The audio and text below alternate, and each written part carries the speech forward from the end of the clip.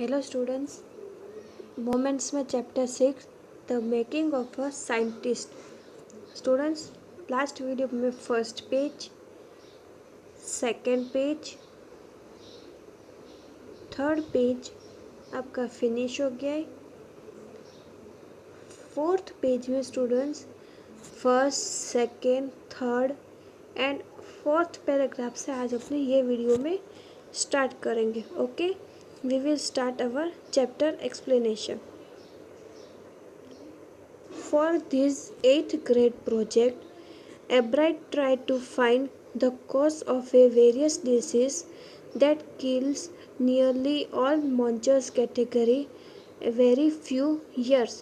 जो eighth standard में जो प्रोजेक्ट मिला था उसमें एब्राइट ने एक ऐसे डिसीज फाइंड आउट किया था जो हर एक मॉन्स्टर्स कैटरपिलर को फ्यू ईयर्स में मार सके। Albright thought a disease might be carried by a beetle.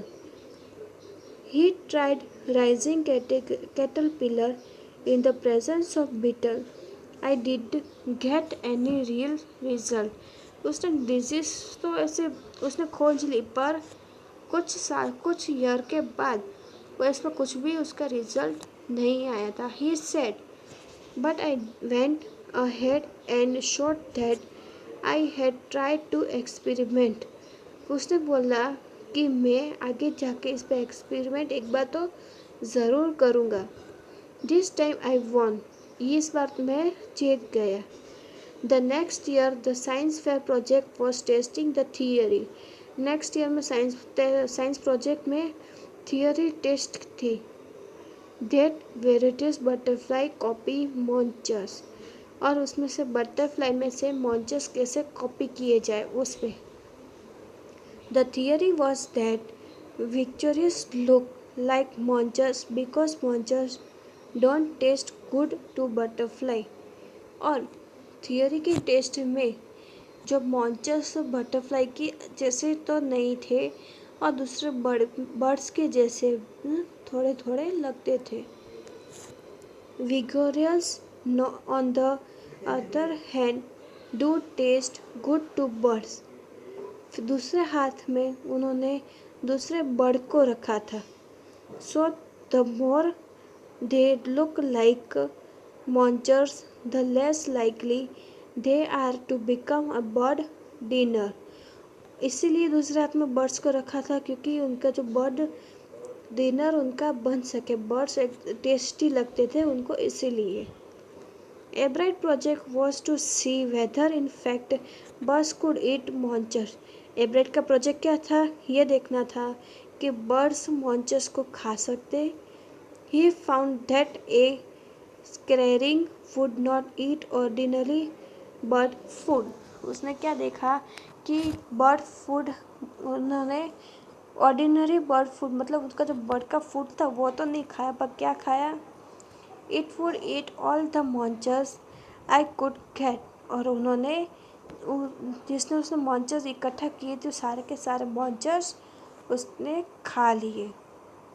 This project was placed first in the this project was placed first in the zoologist division and the third overall in the counting science fair. ये project सबसे पहले जू में हुआ था और दूसरी बार कब हुआ था? साइंस फेयर में। Okay, the next paragraph. In his second year in the high school के सेकेंड ईयर में Richard Ebright began to research that lead to his discovery of an unknown insect hormones. फिर उसने unknown insect के hormones के ऊपर research करना start कर दिया था। Indirectly it also lead to his new theory on the life of cell. फिर इनडायरेक्टली उसने क्या किया? नई थियरी ली और उसके लाइफ ऑफ सेल मतलब किस तरह से वो पैदा होते थे उसके ऊपर रिसर्च करना स्टार्ट कर दिया। The question he tried to answer was simple. What is the purpose of the 12 tiny gold spots on the monster's pupa? उसने एक सिंपल क्वेश्चन पूछा था कि मॉन्चस बाय 12 टाइनी गोल्ड स्पॉट कैसे कैसे होते हैं। Everyone assumed the spot was were just ornamental, Ebright said, but Dr. Urquhart didn't believe it. सिर्फ एब्राइट ने बोला कि ये ऑर्नामेंटल स्पॉट है, मतलब नेचुरली ये एब्राइट ने बोला, पर जो डॉक्टर थे उन्होंने बिलीव नहीं किया। To find the answer, Ebright and other excellent science students first had to build a device that shows that the spots were producing a hormones necessary for the butterfly full development. फिर उसने answer दिया कि एब्राइट ने answer दिया कि एक excellent science fair है, उसमें ये जो हॉर्मोन्स है वही बटरफ्लाई को फुल डेवलपमेंट होने में हेल्पफुल है, इसीलिए। Then next paragraph, this project won Ebright first place in the country fair. ये प्रोजेक्ट एब्राइट ने जीता था फर्स्ट प्लेस, पूरे कंट्री में फर्स्ट प्राइज मिला था उसको। And entry into the international science, और फिर उसको एंट्री किस में मिली, इंटरनेशनल साइंस में। एंड इंजीनियरिंग फेयर, इंजीनियर के फेयर में। There he won third place of zoologist, उसमें उसने थर्ड प्लेस जीती थी, मतलब थर्ड आया था वो। He also got a chance to work during the summer, और उसको चांस कब मिला था, समर में काम करने को, at the entomology laboratory of the Walter Reed Army Institute of Research. कब कहाँ पे चांस मिला था उसको, Reed Army Institute of Research में। Okay, next paragraph, as a high school junior Richard Ebright continues his advice experiment on the monarch's pupa.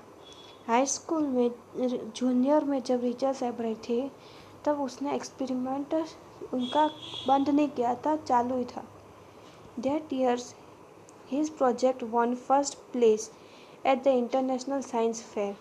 ये साल पे वो फर्स्ट आए थे इंटरनेशनल साइंस फेयर में। It gave him another chance to work in the army laboratory during the summer, और उनको दूसरा चांस मिला था समर में आर्मी लेबोरेटरी में काम करने को। ओके स्टूडेंट्स, यहाँ तक रखते, remaining chapter in the next video. तब तक आपको चैप्टर रीड करना है। Okay, thank you.